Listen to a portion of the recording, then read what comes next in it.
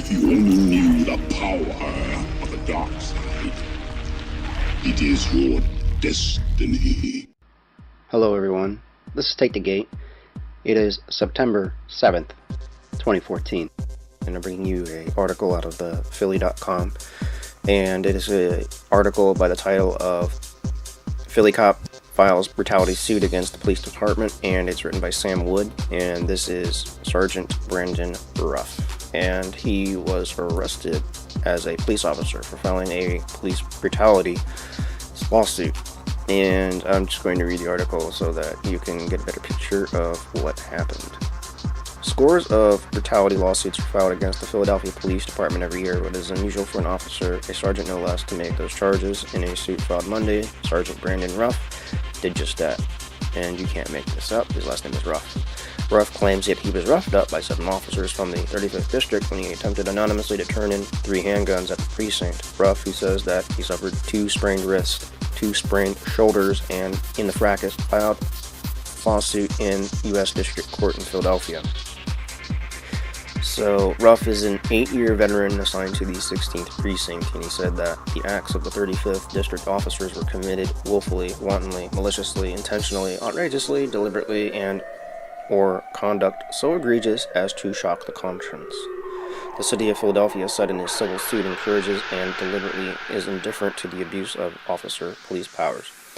Among other accusations, he claims that the city tolerates officers that misrepresent facts in order to establish probable cause and allow officers to have persons falsely arrested or maliciously prosecuted. He also asserts that the city permits the continued employment of officers who are psychologically or unemotionally unfit to serve. Ruff is currently under investigation by an internal affairs connection with the incident. In his suit, Ruff said that his friend asked him to turn in 3 firearms that the friend had bought from neighbors in a proactive attempt to stop gun violence.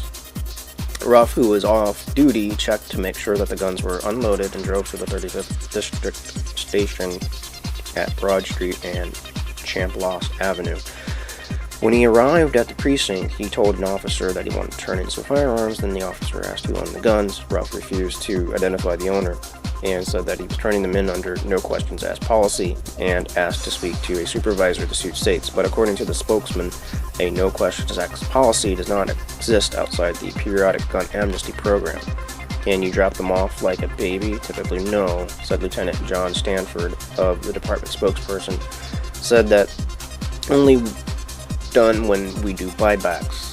After a supervisor failed to appear, another officer demanded to see Ruff's identification, and he told her that he did not have state ID, but had his work ID instead. Ruff asked to make a phone call outside the building, and as he walked out, someone shouted that, "There he is," the suit states, and then another officer came up from behind, twisted his right hand behind his back, and more than 5 officers ran to the scene. At that point, Ruff used a code number to identify himself as a fellow officer, and then it said that the ID was in his pocket, according to the suit.